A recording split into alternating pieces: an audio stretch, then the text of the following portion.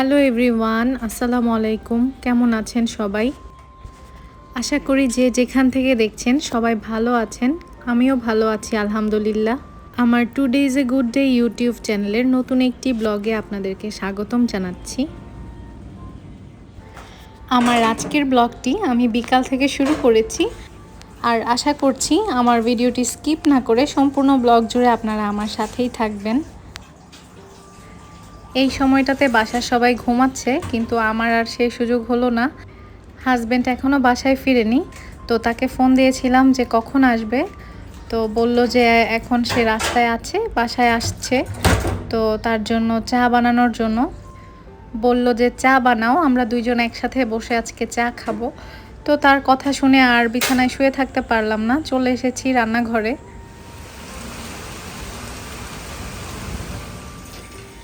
মেয়েও ঘুমাচ্ছে, তো ঘুম থেকে উঠলে তো তাকেও কোনো নাস্তা দিতে হবে। সেই জন্য ভাবলাম যে সে ঘুমিয়ে থাকতে থাকতেই আর কি তার নাস্তাটাও রেডি করে ফেলি, যেন সে ওঠার পরে খুব একটা দেরি না হয়। কাজের মধ্যে থাকলে কাজ করতে ভালো লাগে, কিন্তু যখন থেকেই আলসামি করা শুরু করে দিই তারপর কিন্তু আর কোনো কাজ করতেই ইচ্ছা করে না। তো আলসেমি করলে তো আর চলবে না, গৃহিণী বলে কথা, বাসার সব দায়িত্ব তো পালন করতেই হবে, সেটা যখনই হোক, রেস্টের টাইম হোক কিংবা ঘুমের টাইম।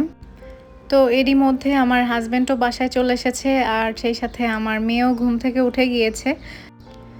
যেহেতু চা বানাচ্ছি, সেই সাথে হচ্ছে একটু নাস্তা না হলে তো হয় না।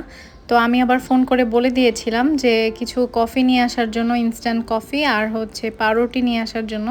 আজকে খুব ইচ্ছে করছে চা দিয়ে পাউরুটি খেতে। আর আমার মেয়ে যেই দেখেছে যে পাউরুটি নিয়ে এসেছে, সে তো হচ্ছে অস্থির হয়ে গিয়েছে নেয়ার জন্য। আসলে কিন্তু খাবে না, ওই একটা দুইটা কামড় দিয়ে তারপর ছিঁড়ে ফেলে দিবে, এতটুকুই আসলে তার খাওয়া।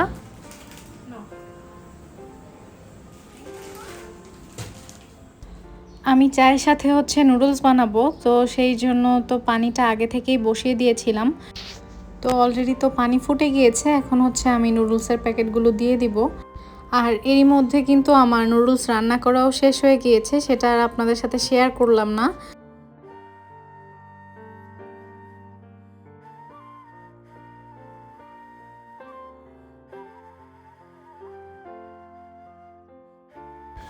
একটু তাড়াহুড়া করেই সব কিছু করতে হচ্ছে, তার কারণ হচ্ছে আজকে রাতে একটা বিয়ের দাওয়াত আছে, যেখানে আমাদেরকে অ্যাটেন্ড করতে হবে, সেই জন্য একটু তাড়াহুড়োই করছিলাম। মেয়ে তো কিছুক্ষণ পাউরুটি নিয়ে কয়েক কামড় খেলো, তো তার জন্য একটা ডিম সিদ্ধ করলাম, যে বিয়েতে যাওয়ার আগে যেন তাকে এটা খাইয়ে নিয়ে যেতে পারি। এদিকে আমার চাটাও হয়ে গিয়েছে। তো যাই হোক, একটা সময় ছিল যে আমি খুব ভালো চা বানাতে পারতাম না, কিন্তু এখন আমার নিজের চায়ের প্রশংসা নিজেকেই করতে হয়। যারা এখন পর্যন্ত আমার ব্লগটি দেখছেন তাদেরকে অসংখ্য ধন্যবাদ। এই পর্যায়ে এসে আপনাদের কাছে একটা ছোট্ট রিকোয়েস্ট করে নিচ্ছি, প্লিজ আমার ব্লগটিতে একটি লাইক করে দিবেন। আর দেখতে দেখতে আমার ব্লগের কোনো একটা অংশ যদি আপনাদের ভালো লেগে থাকে, তাহলে চাইলে আমার চ্যানেলটিকে সাবস্ক্রাইব করে আমার সাথে থেকে যেতে পারেন।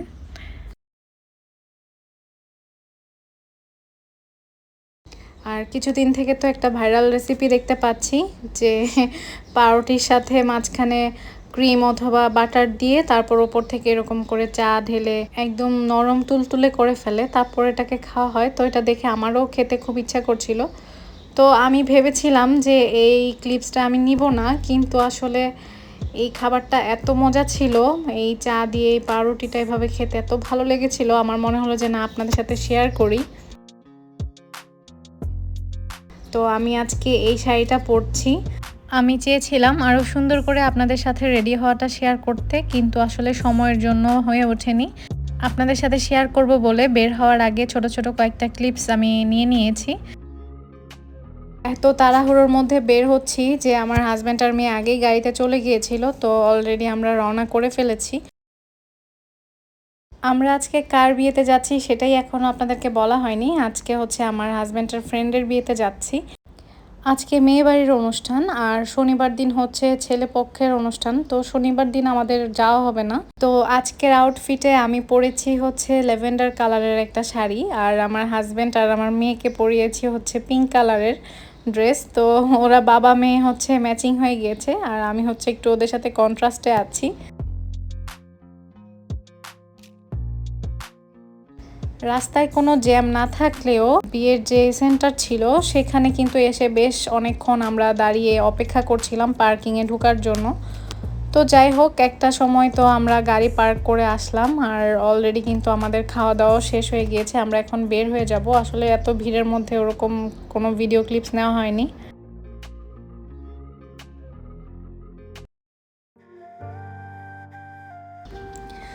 গুড মর্নিং সবাইকে। এটা হচ্ছে নেক্সট ডে মর্নিং, আপনাদের সাথে আমার কথা হচ্ছে।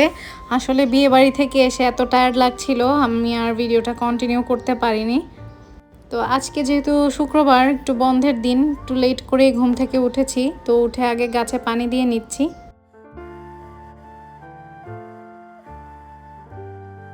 আগে আমার আরও অনেক গাছ ছিল, সেই সব গাছগুলো নষ্ট হয়ে গিয়েছে। তার অন্যতম একটা কারণ হতে পারে যে আমার বাসায় হচ্ছে রোদ আসে না। তো রোদ ছাড়া তো গাছ ওরকম ভালোও থাকে না। যতটুকু যা আছে এই বারান্দাতেই আছে।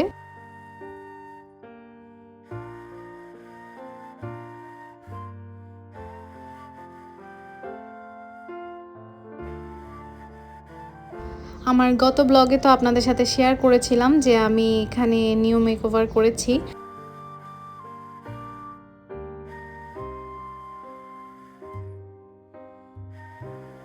তো পানি টানি দেওয়ার পর নাস্তা করে বের হয়ে গেলাম।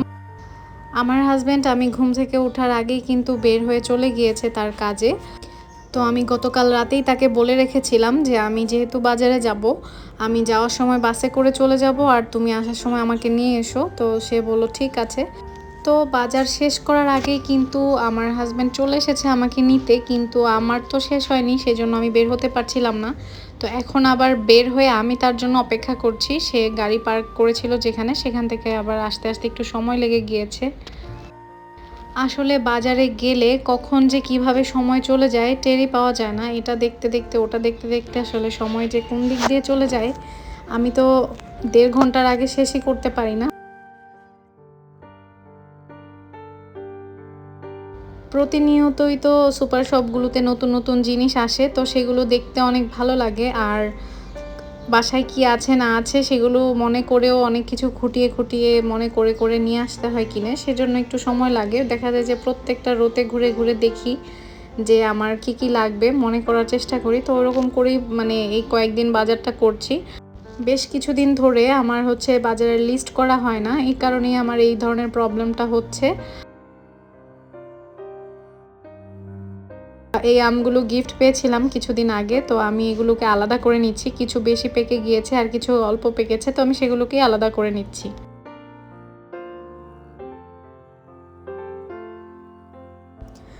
বাসার সব কিছু গুছিয়ে আজকে ভাবলাম যে এই অংশটাকে আজকে পরিষ্কার পরিচ্ছন্ন করি, কারণ কয়েকদিন ধরে এই জায়গাটা একটু ধুলোবালি জমে গিয়েছে, পরিষ্কার করা হচ্ছে না।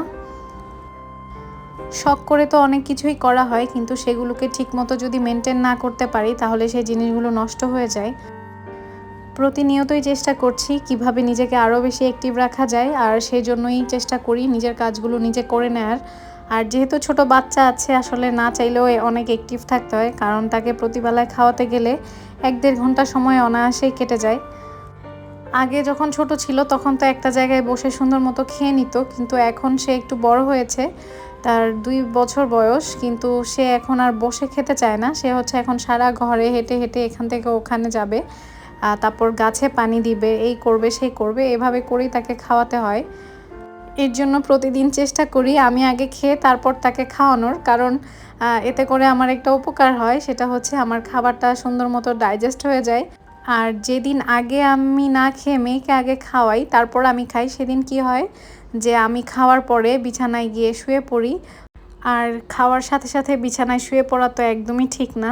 তো সেই কারণে চেষ্টা করি আগে আমি খেয়ে তারপর বাচ্চাকে খাওয়ানোর। তো আমার এই কাঠের ফ্রেমগুলোতে আমি অনেকগুলো ছোট ছোট জিনিস রেখেছি, আর এগুলোতে প্রচুর ধুলাবালু জমে থাকে। তো কাজের লোককে দিয়ে তো আর সব কাজ করানো যায় না, কারণ তারা দেখা যাবে যে আমি যেরকম চাচ্ছি সেরকমটা করতে পারবে না। তো এর জন্য নিজের এই কাজগুলো নিজেই করে থাকি। অনেক শখ করে এই সাদা আলমারিটা বানিয়েছিলাম কিছুদিন আগে, আপনাদের সাথে শেয়ার করেছি। এই যে দেখেন আমার মেয়ে এটাকে রং দিয়ে কি অবস্থা করেছে, কি আর বলবো, এগুলো তুলতে কিন্তু আমার অনেক বেশি কষ্ট হয়ে যাচ্ছে। সাদা ফার্নিচার দেখতে অনেক ভালো লাগে, আমি অনেক পছন্দ করি, কিন্তু এগুলো মেনটেন করা যে কতটা কঠিন সেটা হাড়ে হাড়ে টের পাচ্ছি।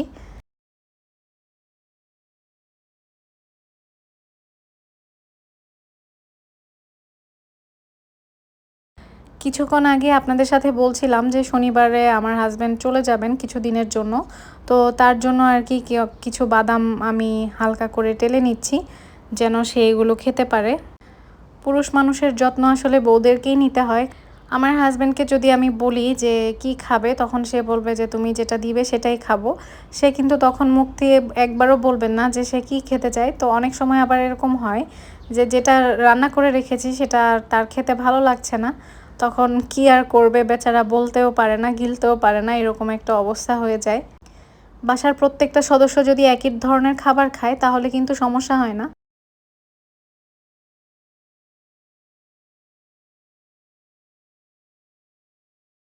সেই কারণেই অনেক চিন্তা ভাবনা করে প্রতিদিনের রান্নার মেনু সেট করতে হয়, কারণ এমন কিছু রাঁধতে হয় যেটা দিয়ে আসলে সবাই খেতে পারে এরকম। আর একজন যদি অন্যরকম খাবার খায় তখন তার জন্য আবার আলাদা করে খাবার রেডি করতে হয়। যারা যারা এতক্ষণ ধরে ধৈর্য সহকারে আমার আজকের ব্লগটি দেখেছেন তাদেরকে অসংখ্য ধন্যবাদ। আপনি যদি আমার চ্যানেলে নতুন হয়ে থাকেন আর এখন পর্যন্ত যদি আমার চ্যানেলটিকে সাবস্ক্রাইব করে না থাকেন, আমার ব্লগ যদি ভালো লেগে থাকে তাহলে প্লিজ আমার চ্যানেলটিকে সাবস্ক্রাইব করে দিবেন। আমার two days a good day YouTube চ্যানেলের নতুন একটি ব্লগ দেখার আমন্ত্রণ জানিয়ে আজকে এখানেই বিদায় নিচ্ছি। সবাই ভালো থাকবেন, সুস্থ থাকবেন। আল্লাহ হাফিজ।